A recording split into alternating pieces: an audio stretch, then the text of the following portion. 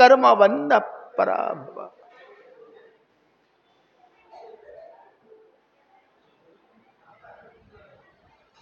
स्वयंभू म्हणूचा प्रियव्रत नावाचा मुलगा, याच्या वंशाचं आम्हाला वर्णन नाही करायचं. आम्ही असं ऐकलंय की हा प्रियव्रत प्रपंचातून परमार्थात आणि परमार्थातून पुन्हा प्रपंचात. एक वेळेस प्रपंचातला माणूस हा परमार्थात जाऊ शकतो, पण परमार्थातला माणूस हा पुन्हा प्रपंचात येत नाही. प्रियव्रत प्रपंचातून परमार्थात गेला, परमार्थातून पुन्हा प्रपंचात आला. शुकाचार्य सांगतायत, बाणमुक्तम भगवत उत्तम श्लोकस्य श्रीमश्चरणारविंद मकरंदर सावेशित चेतसो भागवत परमहंसदयी कथां किश्चिदंतरया विहितां स्वाम शिवतमां पदवीं न प्रायेण विनवती. प्रियव्रत पृथ्वीचा सम्राट राजा होता महाराज, पण लहरी माणूस. एक दिवस हा रात्रीचा आपल्या राज्यात फेरफटका मारण्याकरता याला याच्या राज्यात रात्रीचा अंधार दिसला. यानं विचार केला, महाराज असा राजा काय कामाचा ज्याच्या राज्यात अंधार आहे. अरण्यात आला, परमात्माची तपश्चर्या केली, परमात्म्याला प्रसन्न करून घेतलं, वर मागितला, मला माझ्या राज्यात रात्रीचा अंधार लागत. हसायला लागले. प्रिय, तुम्हाला काय वाटतं, मी हे जे दिवस रात्र जे काही निर्माण केलं ते उगाच, ते काय असेल ते असो, मला माझ्या राज्यात रात्रीचा अंधार नाही लागत. परमात्माने तो आग्रह पाहिला आणि आपल्या जवळचा एक सुवर्णाचा तेजस्वी रथ हा प्रियव्रताला काढून सांगितलं, हा रथ तुम्ही रात्रीचा राज्यात काढत जा. या रथाच्या तेजाने तुमच्या राज्यातला रात्रीचा अंधार नाहीसा हो.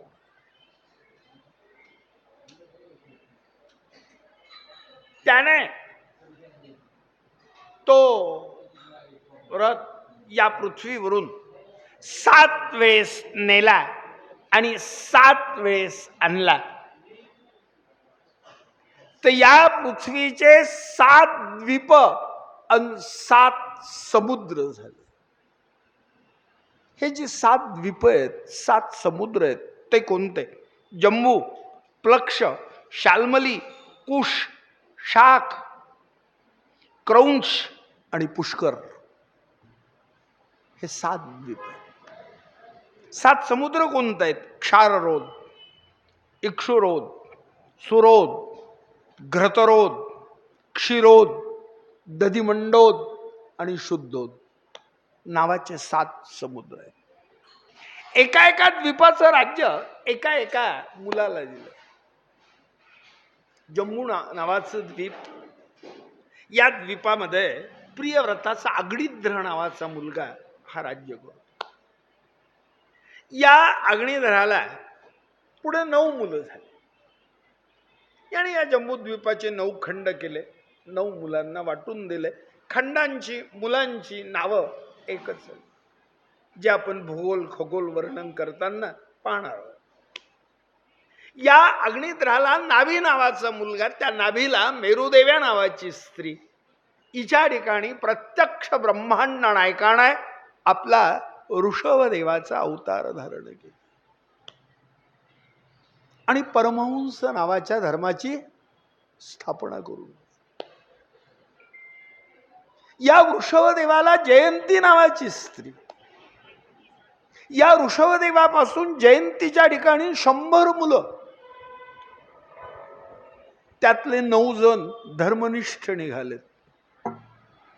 या 9 जण ऋषींची कथा आम्ही तुम्हाला 11 स्कंधात सांगणार आहोत.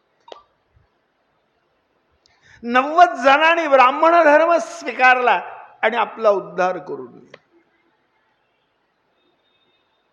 त्यातला वडील मुलगा भरत हा या खंडाचं राज्य पाहू लागला. म्हणून या खंडाला भारत देश किंवा भारतवर्ष हे नाव मिळालं.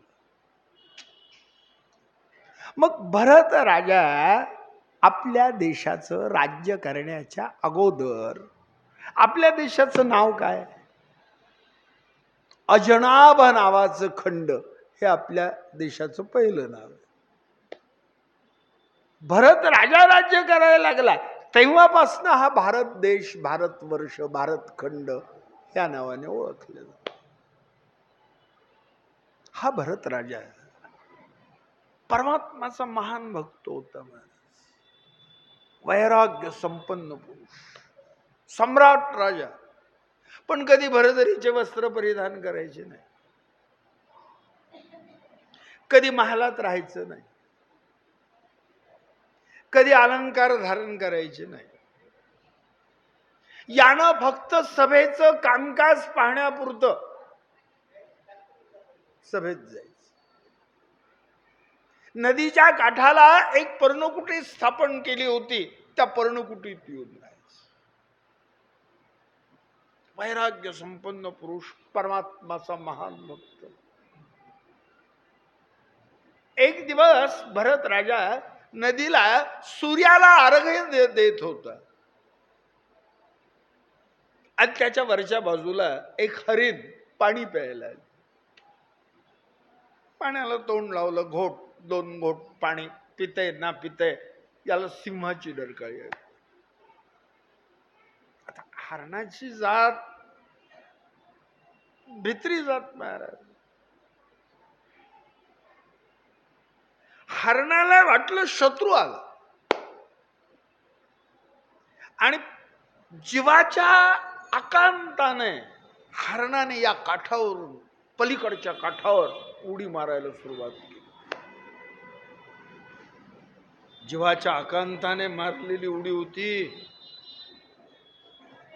हरिण गर्भवती, तिचे पुढचे पाय पुढे ताणले गेले, मागचे पाय मागं ताणले, पोट फाटलं, गर्भ नदीत पडलं. हरिण पलीकडच्या काठावर जाऊन पडले, हातपाय खोरले, मरण पावले. हा गर्भ पाण्याने वाहत वाहत जिथं भरत राजा तर्पण करत होता तिथं भरताने त्या गर्भाकडे पाहिलं. डोळ्याला पाण्याच्या धारा लागल्या. काय कुणाचे आई बाप इतक्या लहानपणी कुणाला सोडून जाऊ, आणि या गर्भाचे आई बाप किती लहानपणी आलं सोडून. तो गर्भ उचलला, उपरण्याने पुसला तर पाडसाचा गर्भ निघाला. ते पाडस उचललं, पर्णकुटीत आणलं, सांभाळ करीत राहायला लागलं.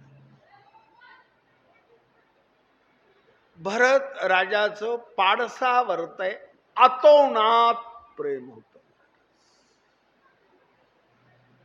एक क्षण पाडसाशिवाय भरत राजा राहत. सभेचं कामकाज पाहायचं असेल, पाडसाला खांद्यावर घ्यावं, सभेचं कामकाज पाहायला. सभेचं कामकाज पाहणं झालं, पुन्हा खांद्यावर पाडसाला घ्यावं, पर्णकुटीत. पाडसा करता स्वतः अरण्यात जाव, कोळीत हरळी तोडून आणावी, पाडसाला खाऊ. नाही खाल्ली. विचारावं, का खात ना? चावत नाही. माझ्या दाताने बारीक करून देतो म्हणून स्वतःच्या दाताने ती बारीक करावी आणि पाडसाला खाऊ. तरी नाही खाली. विचारावं, का खात ना? आई वडिलाची आठवण येते का? नका. आई वडिलाची आठवण येऊ देऊ नका. आजपासनं आम्ही तुमचे आई बाप रक्षण करतय पालन करतय आम्ही आहोत. हरळी एवढं प्रेम. भरत राजा पाडसाच्या नादात परमात्माला विसरला.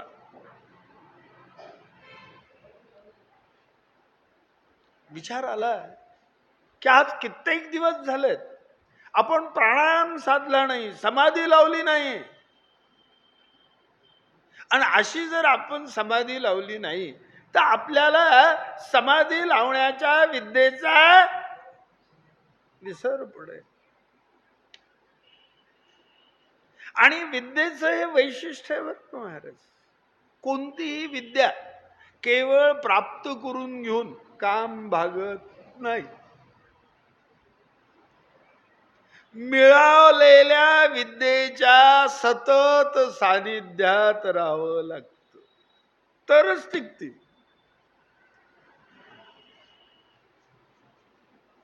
नाही तर विस्मृतीत जायला वेळ लागत नाही महाराज.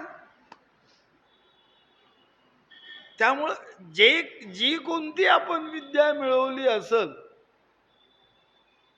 तिचा सतत निजध्यास पाहिजे. नाही तर वर्ष 2 वर्षाला एखादं भागवत सांगायचं, 5-6 महिन्यात एखादं कीर्तन करायचं आणि बाकीचे उद्योगच कसं जमून महाराज. हा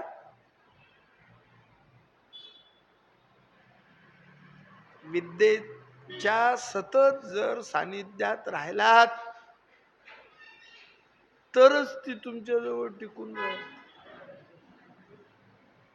नाही तर विस्मृतीत जायला वेळ लागत नाही. विचार केला जर आपण समाधीच लावली नाही तर आपल्याला समाधी लावण्याच्या विद्येचा विसर पडल. आज समाधी लावायची आपली. आणि भरत राजाने तर पाडसाच्या गळ्याला दोरी बांधली. पाडस पर्णकुटी जवळ बांधून ठेवून दिलं. एका ताटामध्ये हरळी ठेवली, एका ताटात पाणी ठेवलं. सांगितलं पाडसाला की बाबा मी समाधी लावतोय, आपली 2 घटका भेट होणार नाही बरं. तहान लागली पाणी प्या, भूक लागली हरळी खा, मी समाधी लावायला. प्राणायाम साधला, समाधी लावली. समाधी लावण्याचा अवकाश होता. या पाडसाच्या समोरून काही हरण, काही काळविट, काही पाडसो यांचा कळप चकळप झाला.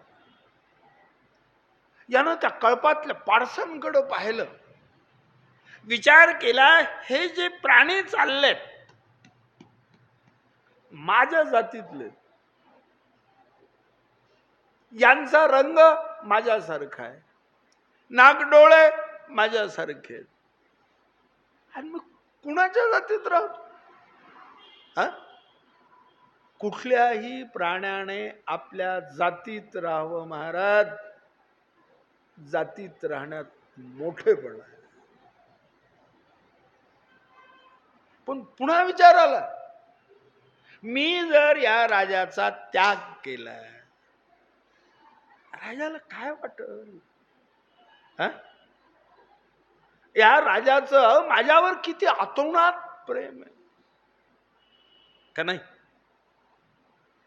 पण पुन्हा विचार आला, भावनेपेक्षा कर्तव्य हे नेहमी श्रेष्ठ आहे. भावनेच्या आहारी जाऊन कर्तव्याचा त्याग करता येत. वेळोवेळी माणसाला भावना बाजूला ठेवावी लागते आणि कर्तव्य पार पाडावं.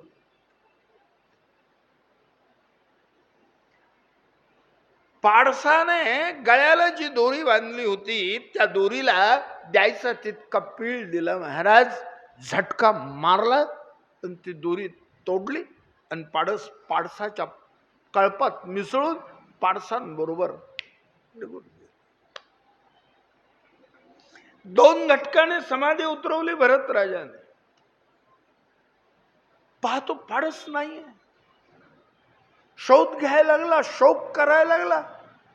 हा हरीन पाडस, हा हरीन पाडस, सारखा शोक चालू.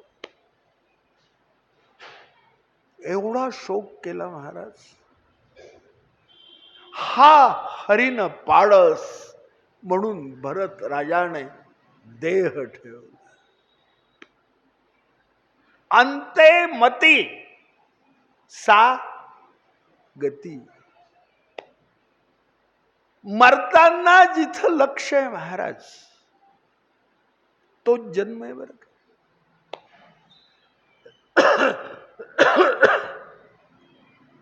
आता मरताना याचं लक्ष पारसाच्या ठिकाणी,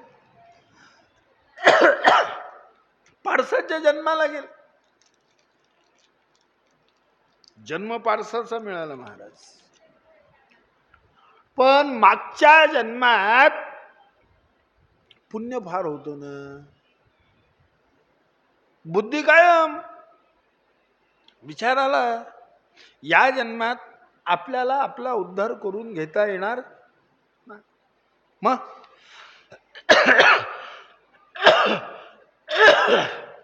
हा देह टाकायचा, दुसरा जन्म घ्यायचा. भरत राजाने पाडसाने हातपाय खोरले, दम कोंडला, तो पाडसाचा जन्म टाकून दिला. आणि हे राजश्री भरत पुन्हा अंगिरस गोत्रातल्या ब्राह्मणाच्या ठिकाणी भरत याच नावानं जन्म. इथं भरताला 9 सावत्र भाऊ होते. मोठे झाले भरत. भरताच्या वडिलाने भरताची मौंज लावून दिली. भरताचे वडील भरताला गायत्री मंत्र शिकवायला गेले. भरत विचार करायला गेले, या जन्मात विद्या शिकून काय करायचं,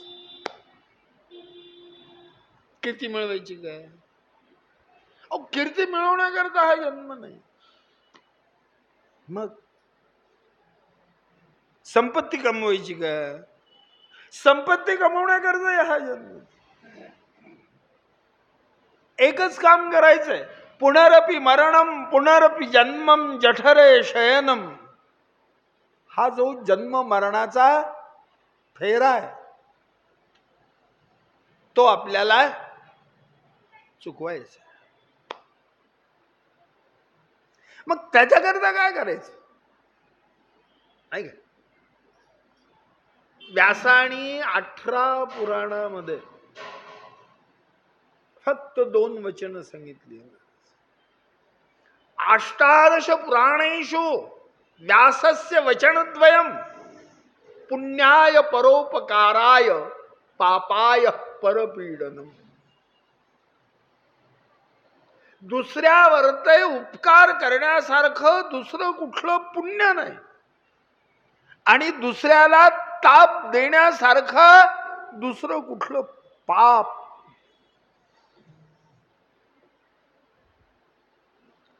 जेवढा काही आपल्याला लोकांवरती उपकार करता येईल तेवढा उपकार करीत राहायचं. विद्या कशाला शिकायची. भरताचा बाप भरताला गायत्री मंत्र शिकवता शिकवता मेला. पठ्ठल मंत्र नाही आला. असा हा बुद्धीने जड होता म्हणून सगळं जग यांना जड भरत या नावाने हाका मारायला. आता 9 जण भावाने विचार केला, जो मंत्र आपला बाप याला शिकवता शिकवता मेला तोच मंत्र आपण शिकवायला लागलो तर आपण बोल, याला विद्या येत नाही, बुद्धीने जड आहे, राहू दे आणि राहू दे. पण 9 जण भावानं विचार केला महाराज, हा नुसता खातो पितो, रोसण्या पोसण्या दांडगा दुंडगा सुटला ना का नाही? याला काही काम सांगा. आणि ही वस्तुस्थिती आहे वर्ग महाराज. जगामध्ये लोकांना फक्त 2 गोष्टी प्रिय आहेत. कोणत्या? एक संपत्ती आणि दुसरी कष्ट. ह्या 2च गोष्टी प्रिय आहेत, लागतात, बाकीचं काहीच लागत नाही. मग पोटचं पोरग जरी असलं आणि ते जर काही कमवत नसेल महाराज, तर जन्म देत्या माय बापाच्या डोळ्यात रक्त उतरतं की याला किती दिवस पोसावं आम्ही. ही वस्तुस्थिती आहे का नाहीये?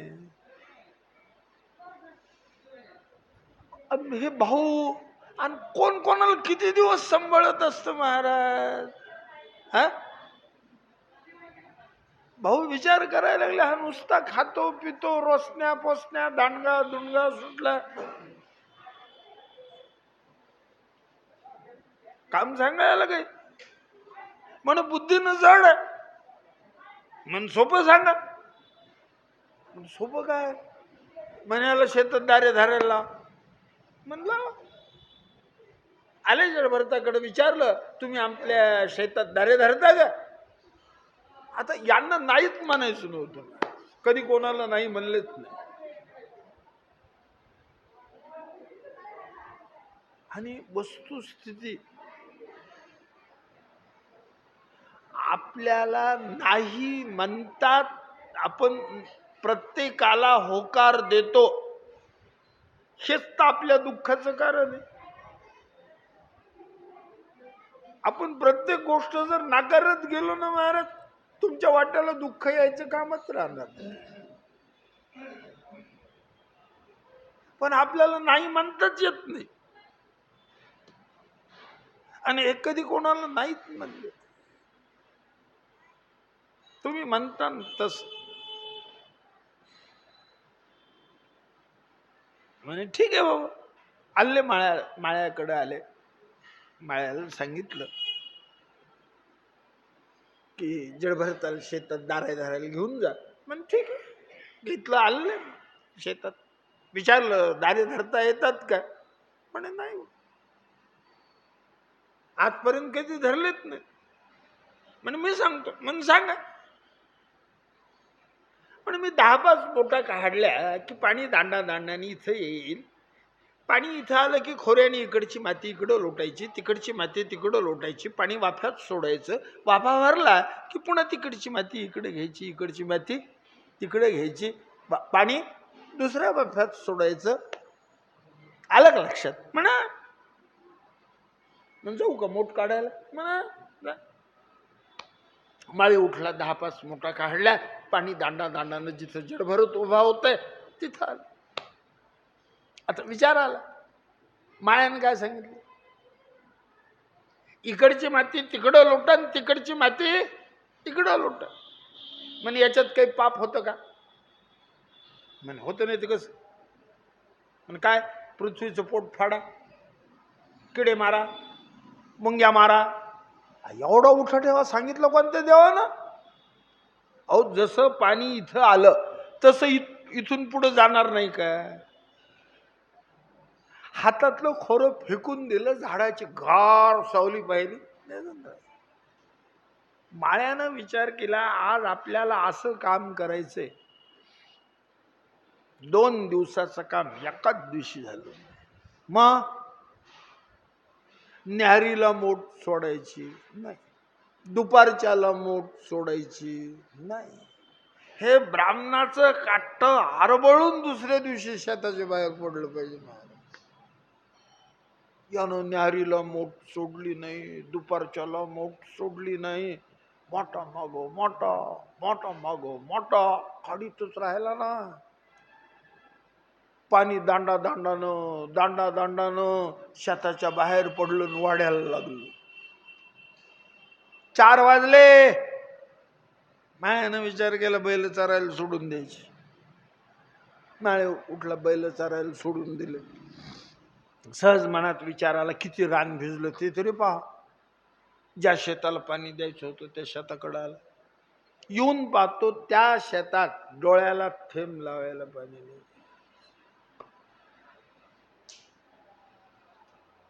विचार आला, या जडभरतानं दुसऱ्या शेताला तर पाणी नाही दिलं.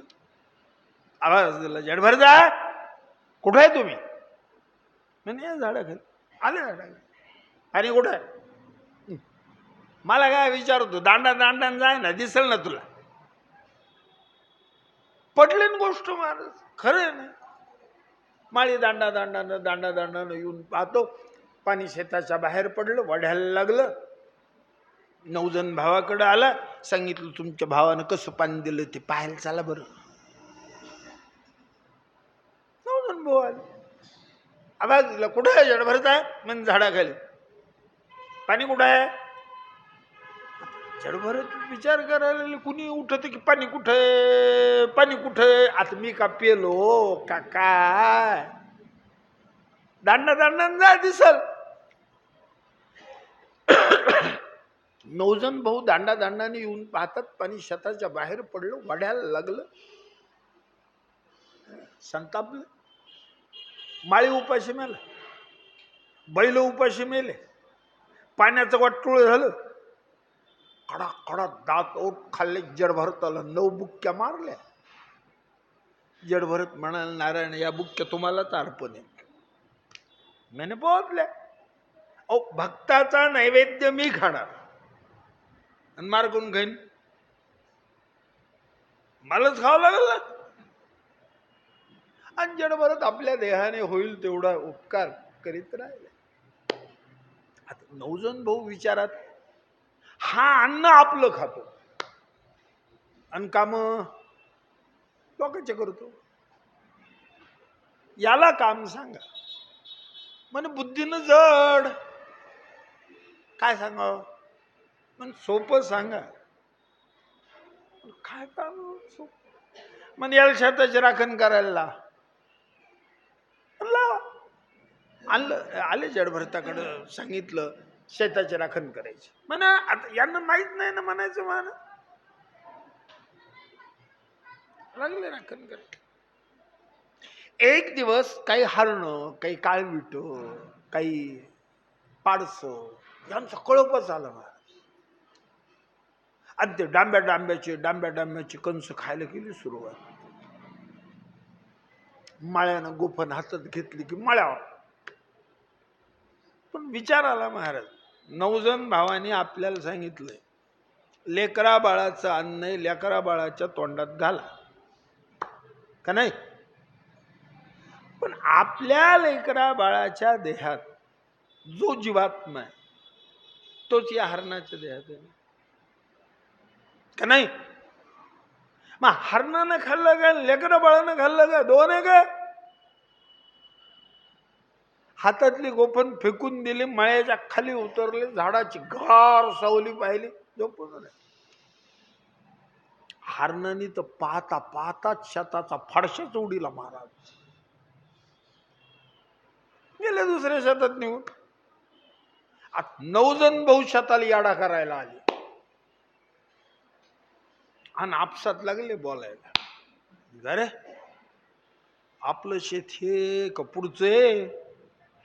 म्हणे हेचे ना. म्हणे हेचे? म्हणे काल आलतो ते बदक्या कंस होते बाबा. म्हणे आता कंस बिंस नाही, ढेकळं राहिले. आले जडभरताकडे. आवाज दिला, जडभरता आपल्या गावातली कुणी मंडळी हुरडा खायला आलती का? आता यांना लबाड बोलायचं नव्हतं. यांनी सांगितलं गावातली कुणी मंडळी आली नाही, घरची कुणी मंडळी आली नाही. काही हरणं आले होते, काही काळविट होतंय, काही पाडसं होतंय. विचार आला, आपल्या लेकरा बाळाच्या देहात जो जीवात्मा आहे तोच यांच्या देहात. लेकरा बाळाने खाल्लं काय, यांनी खाल्लं काय? दोन आहे का? सगळं शेत हरणाला खाऊ घेतलं. संतापले 9 जण भाऊ महाराज.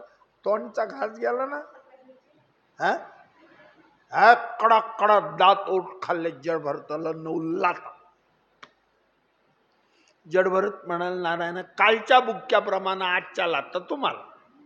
म्हणे पोतल्या तुमच्याकडून नैवेद्य मिळो न मिळो लाता बुक्क्याचा प्रसाद पोटभर भेटतो. आणि ही जडभरताची स्वारी जिथं पडलो मुसळ तेथेच क्षेम कुशल अशा स्थितीत पडून राहिले. घडलं काय? या गावामध्ये काही चोर राहत होते. चोराचा नायक होता. या नायकाला संततीच होत नव्हती. चोरांनी गावातल्या देवीला नवस केला की आई अंबे अंबालिके आमच्या नायकाला जर मुलगा झाला तर आम्ही तुमच्या नावानं माणसाचं बळी देऊ. आता नवसानं म्हणा योगायोगानं म्हणा नायकाला पोरग झालं महाराज. कारण याला प्रमाण आहे बरं का. भोग सरता गुण येती अंगारे. भोग जर सरला महाराज आणि नुसती राग जरी डोक्याला लावली तर माणसाला गुण येतो. पण त्याच्याकरता भोग सरावा लागतो महाराज. राखीनं गुण येतो ही गोष्ट खरी. पण कधी भोग सरला असला तर याने नवस काय करायचा आणि याला पोरग काय व्हायचं. एकच वेळ आली महाराज. नायक चोरांना सांगायला आला की काही म्हणा फारा दिवसाने का होईना भगवंताने मुलगा दिला. चोर म्हणाले उगत गेला का. आम्ही नवस केलता म्हणून मुलगा झाला.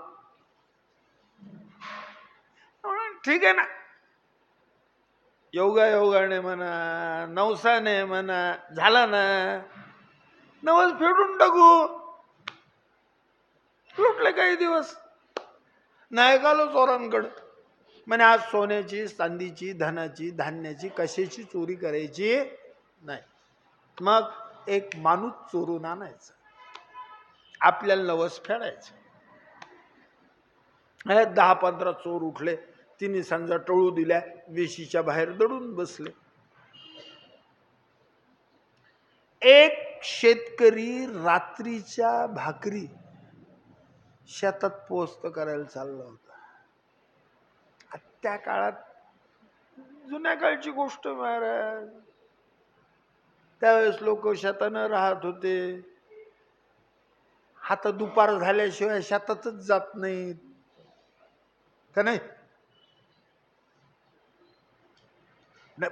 जुन्या काळामध्ये न्याहाऱ्या घेऊन जाणारा माणूस वेगळा.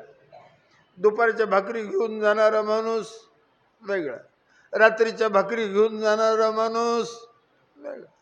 आता हे दुपार झाल्याशिवाय शेतातच जात नाही तर न्याहाऱ्या करायला द्या.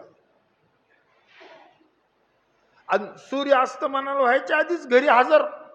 तू पाहतो मारुतीच्या पारावर. सूर्य उदयापासून दुपारपर्यंत आणि सूर्य अस्तमानापासून रात्री 8 वाजेपर्यंत मारुतीचा पार रिकामात नसतो.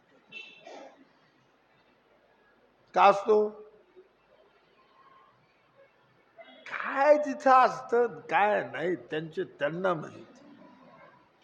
पण बसलेले तिथंच असते का नाही. जुना काळ होता. रात्रीच्या भाकरी शेतात घेऊन जावं लागत होत्या.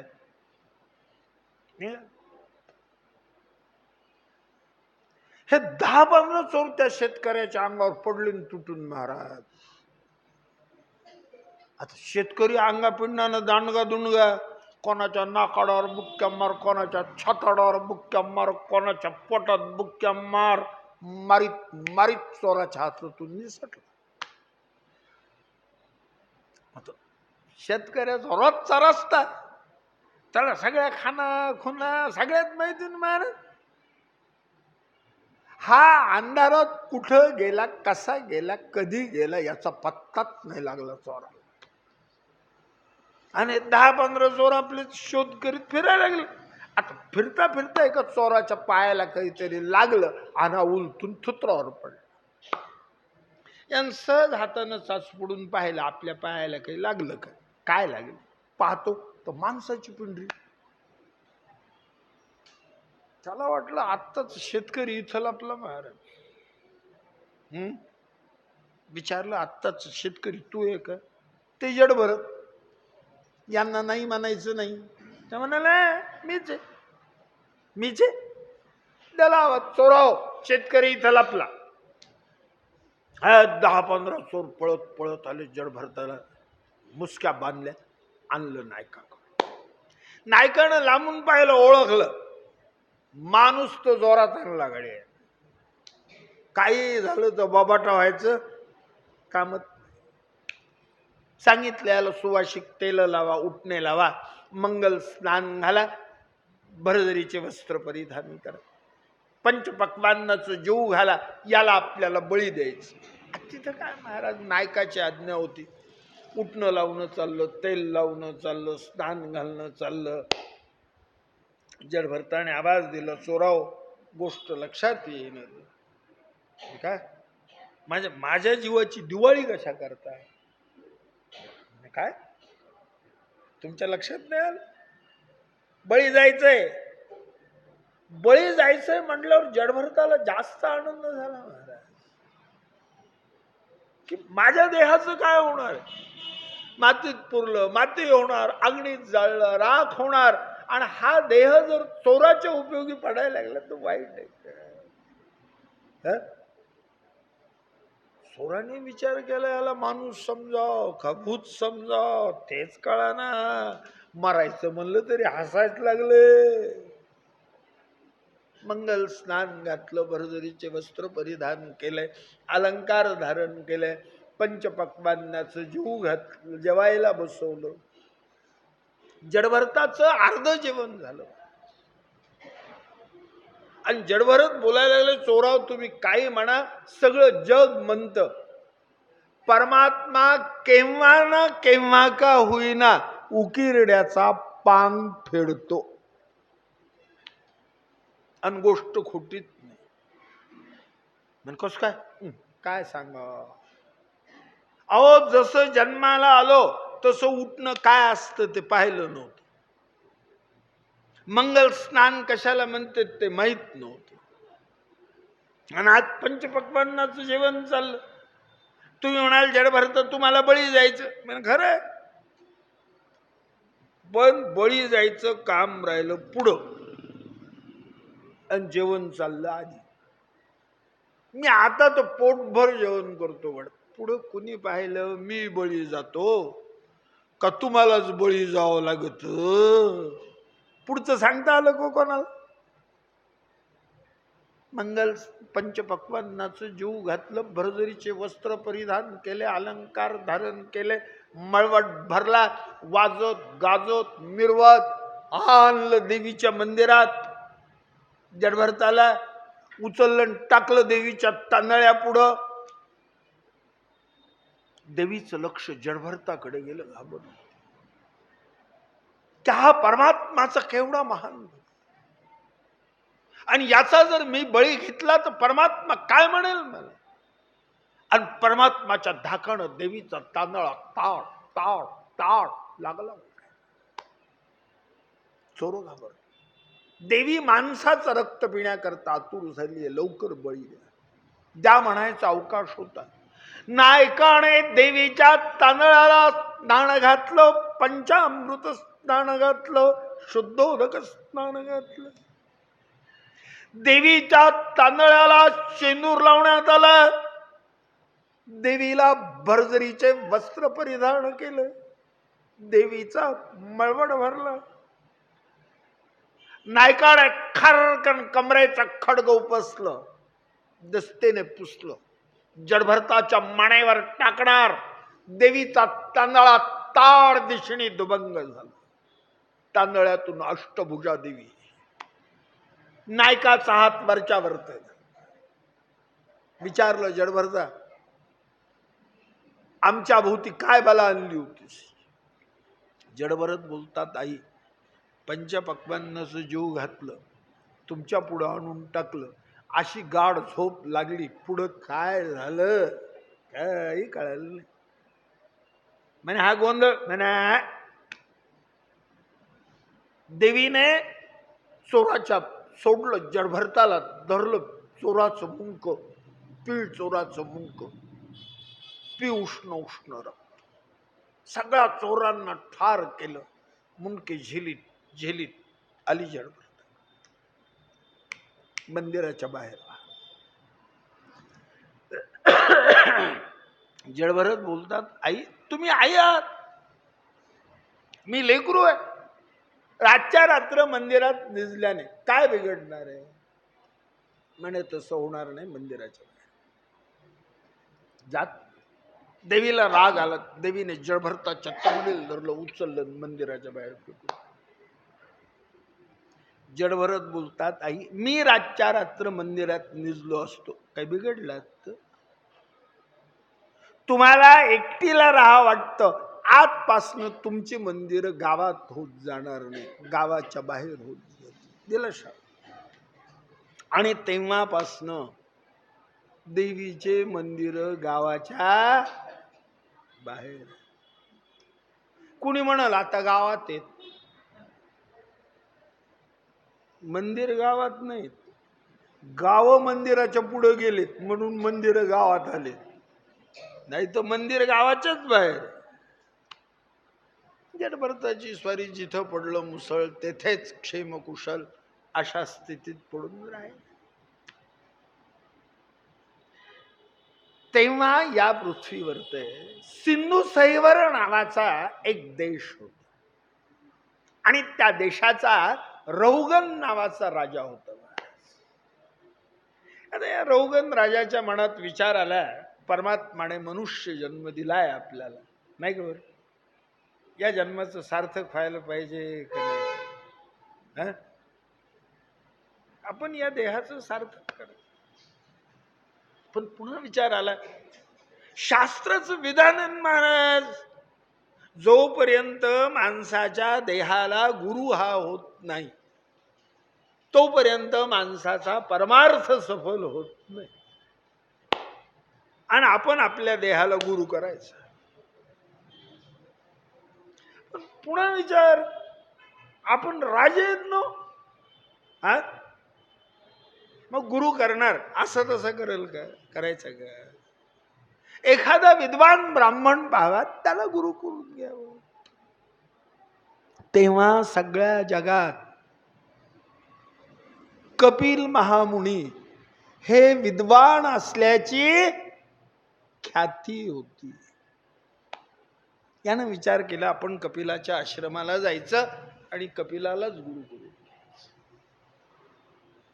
पण पुन्हा विचार आला, कपिलाच्या आश्रमाला जाता येईल, पण राजा माणूस आहे ना मी, अहो माझ्या वैभवाला शोभल असं जावं लागेल का नाही?